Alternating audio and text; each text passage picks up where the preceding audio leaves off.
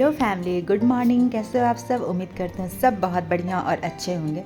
तो मॉर्निंग का समय था और मैं आ गई थी किचन में। मैंने तो सबसे पहले बनाया कॉफ़ी, क्योंकि बेटा को कॉफ़ी पीना था।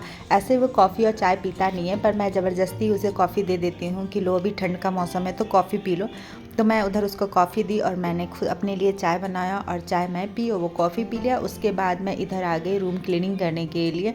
बेडशीट को मैं सोची पहले चेंज कर दूँ, फिर मैं सोची कि अभी ठंड है, सूख भी नहीं रहा है कपड़ा, तो मैंने उसी को झाड़ कर फिर से बिछा दिया। इधर पूरे अच्छे तरह से क्लीन करने के बाद दूसरे रूम भी पूरे गंदे पड़े हुए थे, इतने ज़्यादा ना कि ठंड में एक तो कपड़े नहीं सूख रहे, तो कपड़े मेरे आपको जहाँ तहाँ मिलेंगे। कभी इस रूम के दरवाजे पर तो कभी उस रूम के दरवाजे पे, सब तरफ कपड़े, क्योंकि कपड़े सूख ही नहीं रहे हैं।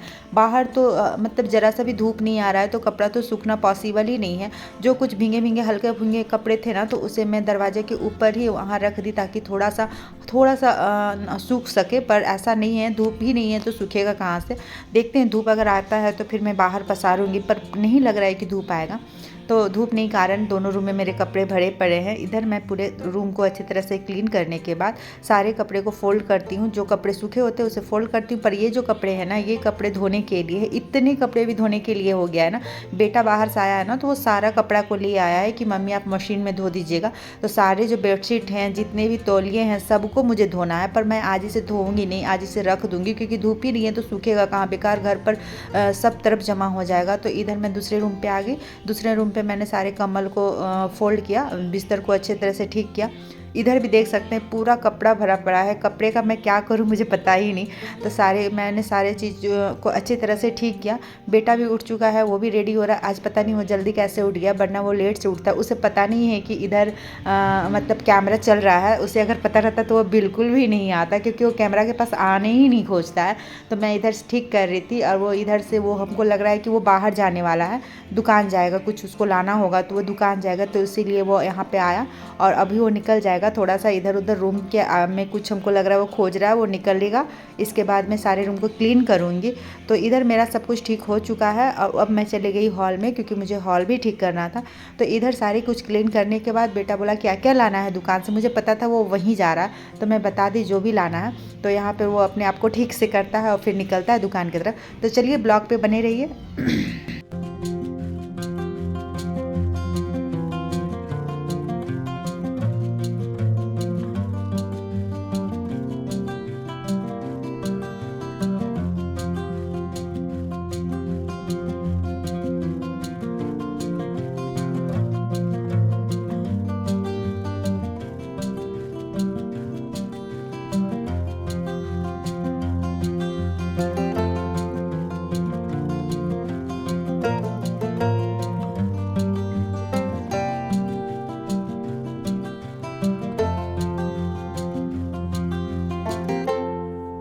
इधर मैं आ गई थी हॉल पे। यहाँ पे मैंने साग कटवा रखा था और टमाटर और कुछ प्याज कटे हुए थे, तो सारे मैंने कटा रखा था। हेल्पर मेरी काट दी थी, क्योंकि उसके बाद ना खाना बनाने में बहुत इजी हो जाता है। इतने कुछ काम करने के बाद ना बहुत लेट हो जाता है, तो नाश्ते का टाइम बहुत ज़्यादा ओवर हो जाता है, तो जिससे ये सब कर देने से मुझे बहुत जल्दी हो जाती है। तो ये सब करने के बाद मैंने सोफ़ा को अच्छी तरह से ठीक किया और मैं फ्रेश व्रेश होकर आ गई किचन में, क्योंकि मुझे खाना भी बनाना था। तो एक ही साथ मैंने साग और चावल सब कुछ मैंने एक ही साथ कर दिया। तो यहाँ पर मैं अच्छी तरह से साग धो रही हूँ और इस साग को भी बनाऊंगी। हमारे तरफ तो इसे भथुआ साग बोला जाता है, और हमको आइडिया नहीं है कि इसे और किधर क्या बोला जाता है। तो मैं इसे बना रही हूँ। तो इसे मैंने अच्छे से पानी में पहले रख दिया है, ताकि जितने भी अगर थोड़े बहुत गंदगी है ना, वो निकल जाएंगे। तो साग को मैंने अच्छी तरह से धोकर निकाल लिया है और इसमें मैं लहसुन, हरी मिर्च और प्याज मैं छोटे छोटे पीस में काट कर डालती हूँ। और जो सफ़ेद कद्दू की बरी बनी होती है ना, मैं उसे भी इसमें डालूंगी। और एक टमाटर छोटे छोटे पीसों में काट लेती हूँ। तो मैं कढ़ाई में सरसों तेल डाल दी हूँ और मैं इसमें लहसुन, हरी मिर्च और प्याज छोटे छोटे पीसों में काट कर डाल दी हूँ। यहाँ पर टमाटर कटा हुआ है। जो सफ़ेद कद्दू की बरी होती है ना, उसे मैंने अलग से भूंज कर निकाल लिया है। तो मैं चलिए इसे बनाती हूँ।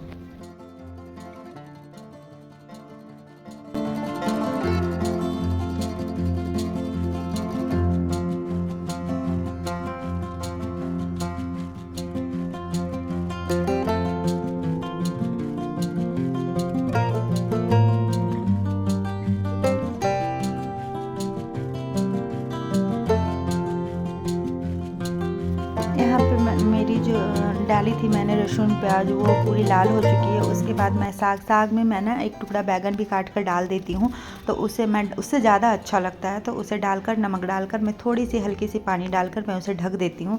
जब तक ये होती है ना तब तक इधर जो मैंने बरी भूंज कर रखा था इसे मैं छोटे छोटे पीसों में तोड़ लेती हूँ। टमाटर भी मेरी कटी हुई है, तो ये साग इसको मैं ढक दूँगी। लगभग मेरी साग होने को है, यहाँ पे मैंने साग ढक दिया था, साग मेरी लगभग होने को है। तो ये अब इसमें मैं ना बरी और जो टमाटर था ना वो मैं दोनों डाल के ढक ढक कर मैं इसे थोड़ी देर बनाऊंगी, जिससे ये बहुत ही टेस्टी और अच्छी बनेगी। बगल में मैंने चावल बैठा लिया है ताकि खाना बहुत जल्दी और आराम से अच्छे से बन जाए, क्योंकि इसके बाद मुझे कुछ सब्जी भी बनाना होगा। तो यहाँ पे मैंने टमाटर भी डाल दिया है और मैं इसे भी थोड़ी देर ढकूंगी। इसमें जो मैंने सफ़ेद कद्दू की जो बरी बनाई थी वो भी मैंने डाल दिया है और इसे मैं अच्छी तरह से चलाकर ढकूंगी। फिर थोड़ी देर में देखते हैं।